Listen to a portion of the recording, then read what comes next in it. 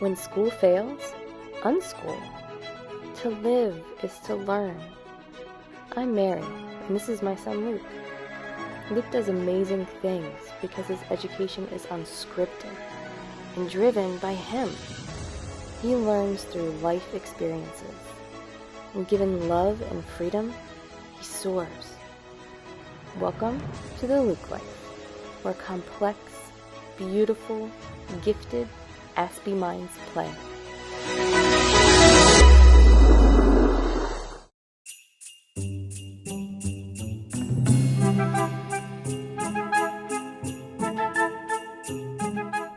So I'm having a hard time catching Luke on camera when he speaks about stuff, which it's not so great for you guys because he's way more entertaining than I am. But he's like an encyclopedia with all the facts that he knows, and it's actually pretty cool to listen to. So, sorry. Sir Walter Raleigh was this guy from England who was a soldier, an explorer, a poet, a courtier, and he had an interest in Roanoke Island. So he was the force behind the discoveries in Roanoke Island, although he himself never stepped foot in North America. So he got investors, and he also put his own money in to head up this venture to Roanoke Island. So in 1584, Sir Walter Raleigh sponsored England's first sustained exploration and settlement of the coast of North America. This was their first reconnaissance mission, which essentially just means they're going over and researching and surveying the area and finding out what they need to know to be able to live there. So when the British arrived, they met Algonquian natives on the Roanoke Island. And at that time, the English felt welcome, and they were trading and dining with them. And they were teaching them about the lands and other tribes in the area. So after several weeks, the English sailed back to England, and they had a glowing report of what the natives were like. They said they were kind and loving. And they also took back two of the natives, Manteo and Wanchese.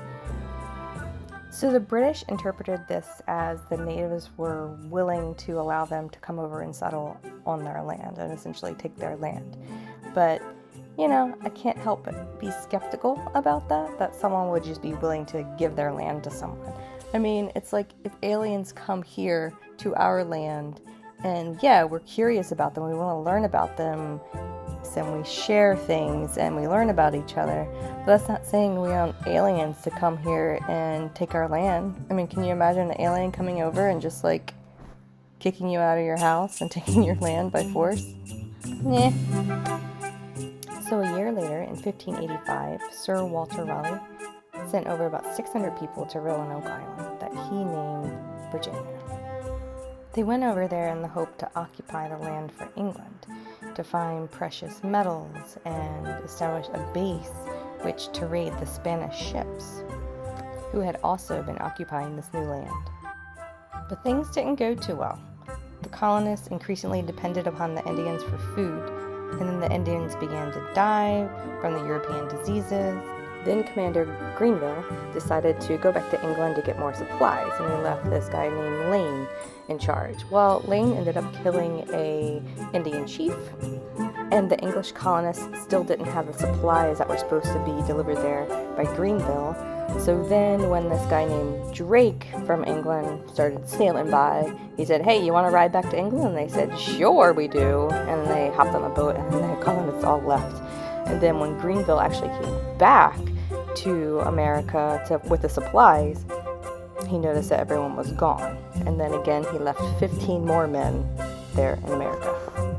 And then in 1587, there was another voyage led by John White.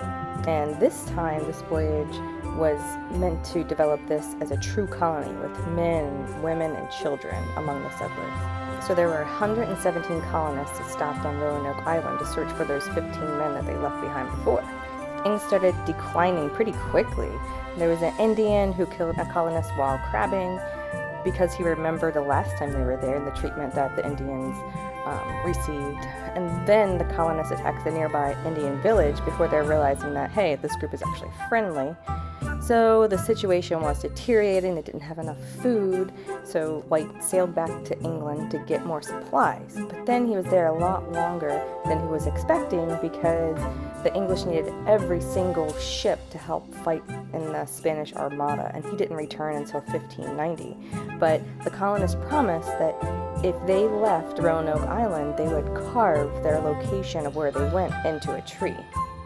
So finally, when John White did return in 1590, he did see the letters C-R-O carved in a tree, and on a post he saw Croatoan carved in a tree. So he said, hey, they must be on the Croatoan Island, which is now Hatteras Island. So he sailed there, but he didn't quite make it because there was a hurricane that forced the ships to return to England. So now the fate of those colonists still remains a mystery.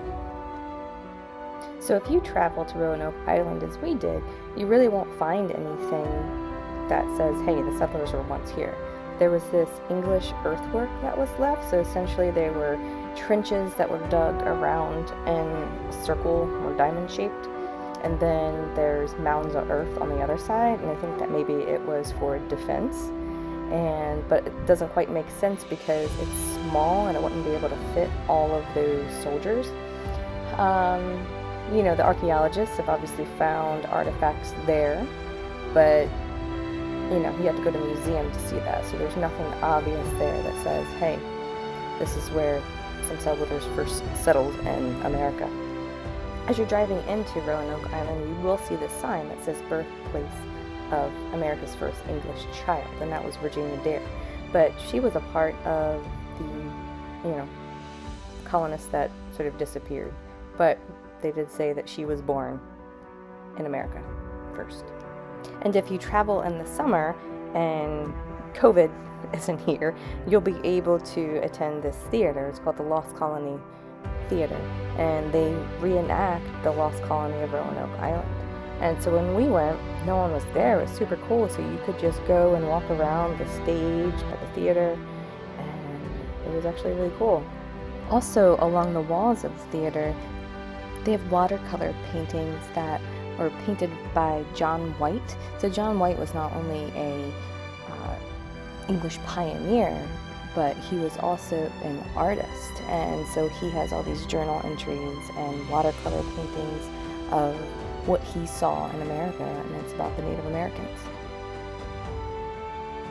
The town of Sakata. Their towns are not but few houses. Their dwellings are built with certain posts fastened together and covered with mats. When their village is far from water, they fashion themselves a pond. The tomb of their Werovians or chief lords. First the boughs are cut, all the flesh clean from their bones, which they dry in the sun and well dried. They enclose in mats and place at their feet. Then the bones are covered with leather, and their carcasses fashioned as if their flesh were not taken away. Their priest mumbles his prayers night and day, and has charge of the corpses. These poor fools worship their princes even after they're dead.